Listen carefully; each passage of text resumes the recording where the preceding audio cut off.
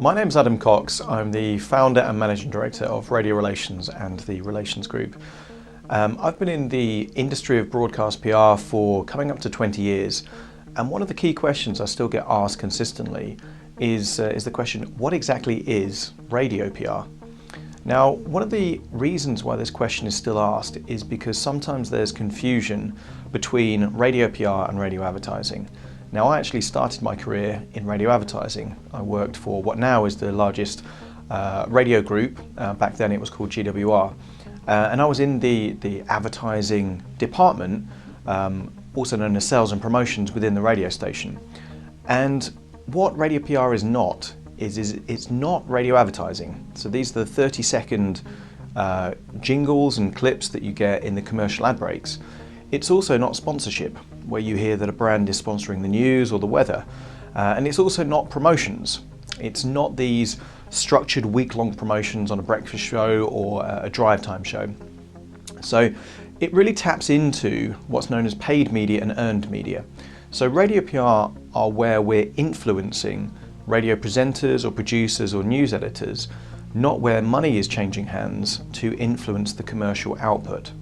So there is a saying which I think sums up the key difference here, and that is that advertising is what you pay for, PR is what you pray for.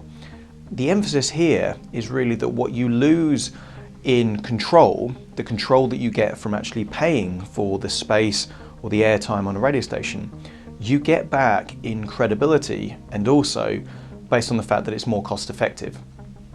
So one of the key things is radio PR accesses an audience in a very credible way.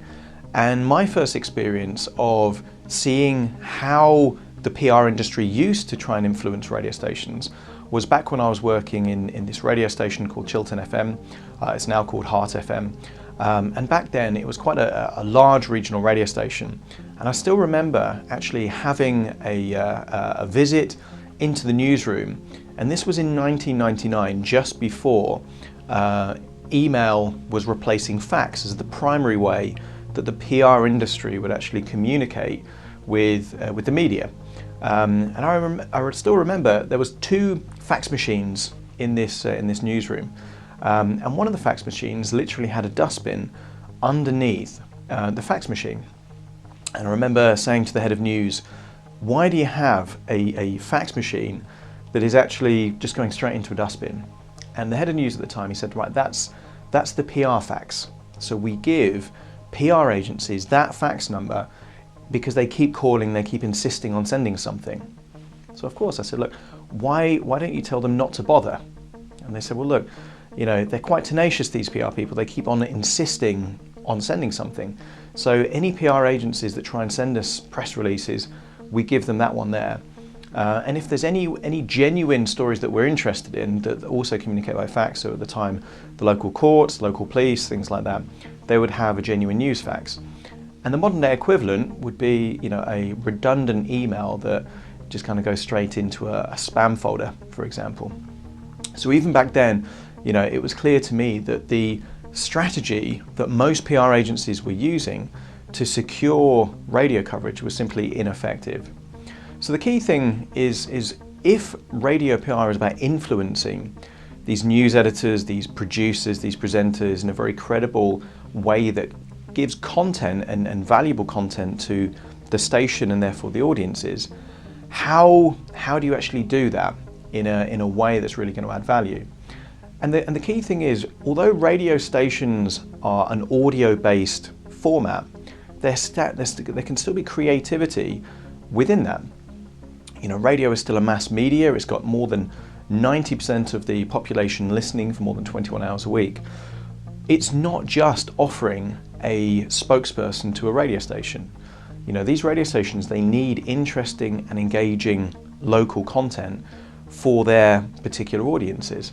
So one of the key things that we quite often will provide radio stations is prize content or samples, or we'll give them feature ideas, or we'll give them spokespeople being able to comment on particular stories. But there's a wide variety of kind of ways in which you can give the content to the radio stations in a way that will actually create value for them. So radio PR is about influencing these journalists through engaging content. And what I would say in terms of how to do this effectively, really think about how you can create value for radio stations and what they need. You know, radio stations typically are short on time, they're short on resources, and they need content that is relevant and locally relevant to their audiences, on the basis that Ofcom and the radio stations have their own editorial guidelines and compliance. So the key thing is about influencing them through really interesting content, and also providing that content to them in a quality that's sufficiently good quality for them to use on air. Typically, when we have spokespeople that are connecting to these radio stations, we'll have them in a studio so that they can actually link up to them in studio quality, because that can make a difference between your commercial, your BBC, your national radio stations, deciding if they're going to take that content or not. So what is radio PR? It is influencing the content on air through media relations, but it's a niche within a niche. So it's specifically the radio element of media relations is really what radio PR is. And if people still don't understand, then I say it's kind of like radio advertising without having to pay for advertising, is sometimes the simplest way, because it's about influencing the journalists, influencing those producers and news editors, not paying them to actually have something said on air. But it does need to comply with Ofcom regulations, and it does require creativity, because the value has to come from the actual content and the concept itself, rather than controlling the message through just paying for that. At Radio Relations, we specialise in radio PR. You know, we've worked with thousands of clients over 15 years. So we believe that we're experts at coming up with not just the ways in which we can get coverage, but also the relationships to tap into getting the right message to the right people at the right time. So if you are interested in perhaps a different way that you can get your message to your target audience at a relevant time in a very credible and cost-effective way, feel free to have a look at our website, which is radiorelations.co.uk, or call us on the office, which is 0207 158 0000.